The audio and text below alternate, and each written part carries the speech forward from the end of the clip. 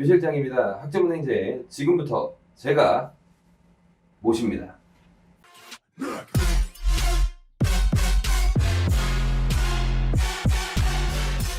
유 실장 TV의 첫 번째 주제는 간호대졸자 신입학 전형입니다. 제가 이 주제를 첫 번째 영상으로 선정한 이유는 대졸자 전형에 관한 수많은 블로그나 영상들이 있지만 간호학과를 준비하시려는 학생분들의 실질적인 고민이나 정보를 해결해 줄 수 있는 이런 영상들은 없더라고요. 그래서 유 실장이 여러분의 고민을 해결해 드리도록 하겠습니다.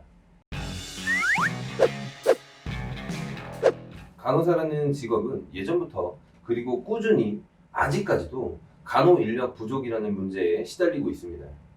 인력 부족 문제가 심해지는 이유는 바로 간호사들의 업무 환경 때문입니다.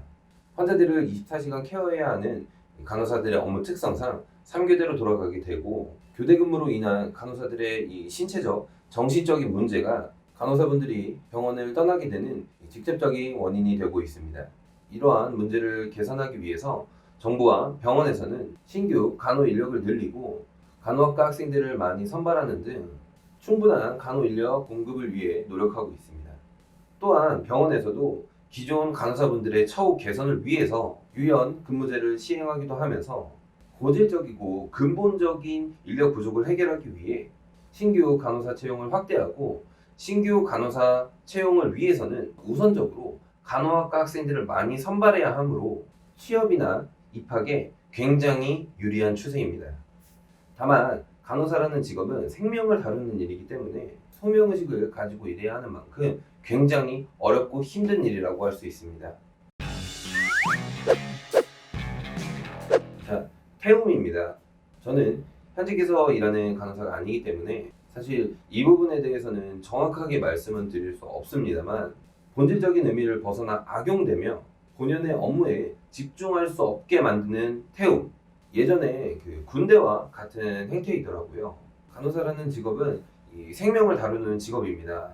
환자의 생명에 직접적인 영향을 줄 수 있고 조금의 잘못도 용납이 되지 않기 때문에 간호사 간의 위계 질서나 이 엄격한 교육이 필수였던 것이 맞습니다. 하지만 이러한 이유 있는 질서나 분위기가 쓸데없는 악패습으로 자리 잡아버린 현실이 간호사분들의 퇴사에 직접적인 영향을 주게 되었습니다. 그렇다고 해서 너무 겁내실 필요는 없습니다. 현지 간호사분들의 다른 영상을 보시면 아시겠지만 최근에는 태움에 대한 간호사들의 인식도 굉장히 많이 바뀌었고 병원 자체적으로도 이러한 분위기들을 완화시키기 위해서 노력을 하고 있습니다. 자, 이번에는 제가 간호학과를 들어가실 수 있는 방법에 대해서 자세하게 한번 설명을 드리겠습니다. 학점은행제로 간호 대졸자 전형을 준비하는 방법은 간단합니다.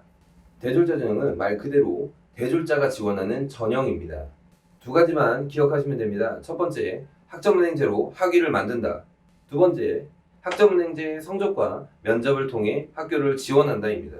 학위를 만드는 방법은 간단합니다. 온라인 수업, 자격증, 독학사를 통해서 학점을 취득하시고 총 80학점이 되면 전문학사 학위를 취득하실 수 있습니다. 그러면 대졸자 전형을 지원하실 수 있는 자격이 만들어지는 겁니다. 자, 간단하죠? 그러면 이제 학교에 지원만 하시면 됩니다. 대졸자 전형은 수시 1차, 수시 2차, 정시 이렇게 3번의 지원 기회가 있습니다. 수시 1차는 9월, 수시 2차는 11월, 그리고 정시는 12월 말에서 1월 중순 각 기간마다 이제 성적표를 제출을 하시고 지원하신 학교에 정해진 그 면접 일자에 학교로 가셔서 면접을 보시면 됩니다. 그러면 학교에서는 학생들이 받은 학점은행제 성적과 면접 점수를 합산을 해서 학생들을 선발하게 되는 겁니다. 자, 마지막입니다. 학생분들이 가장 많이 하시는 질문 중에 하나예요.